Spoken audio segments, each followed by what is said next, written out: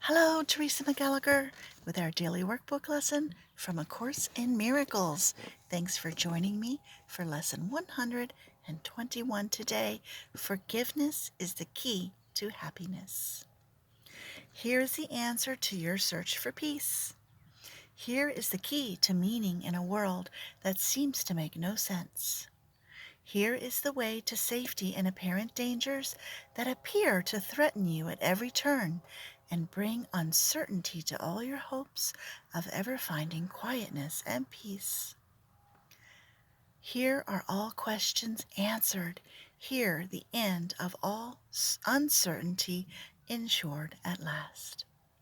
The unforgiving mind is full of fear and offers love no room to be itself. No place where it can spread its wings in peace and soar above the turmoil of the world. The unforgiving mind is sad, without the hope of respite and release from pain. It suffers and abides in misery, peering about in darkness, seeing not, yet certain of the danger lurking there.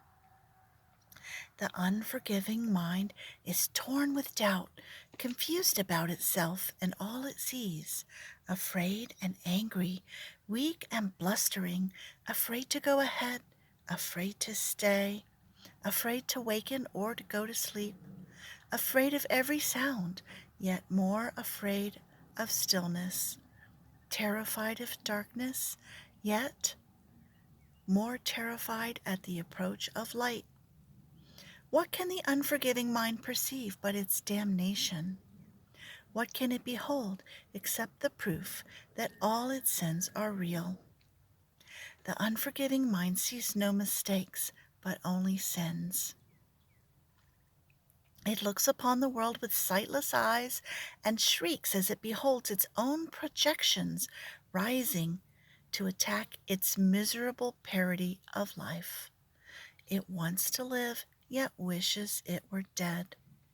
It wants forgiveness, yet it sees no hope. It wants escape, yet can conceive of none, because it sees the sinful everywhere. The unforgiving mind is in despair, without the prospect of a future which can offer anything but more despair. Yet it regards its judgment of the world as irreversible, and does not see it has condemned itself to despair. It thinks it cannot change, for what it sees bears witness that its judgment is correct.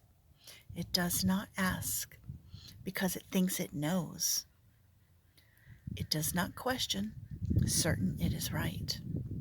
Forgiveness is acquired. It is not inherent in the mind, which cannot sin. As sin is an idea you taught yourself, forgiveness must be learned by you as well, but from a teacher other than yourself, who represents the other self in you.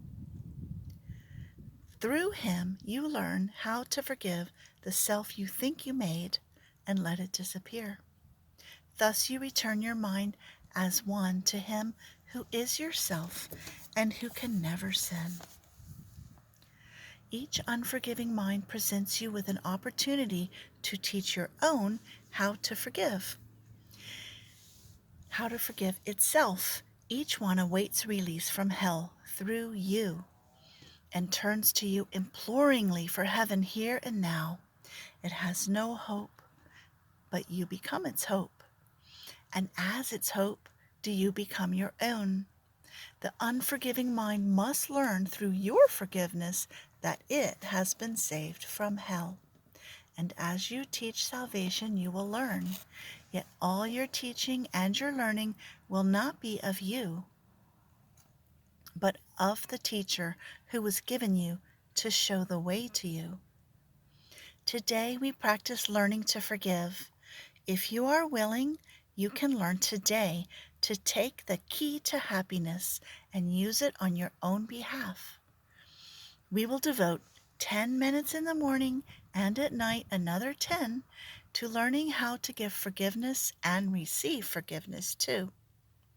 The unforgiving mind does not believe that giving and receiving are the same. Yet we will try to learn today that they are one through practicing forgiveness toward one whom you think of as an enemy and whom you consider as a friend.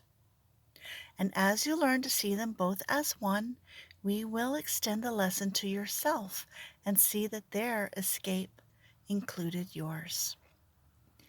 Begin the longer practice periods by thinking of someone you do not like, who seems to irritate you or to cause regret in you if you should meet him, one you actively despise or merely try to overlook. It does not matter what the form your anger takes.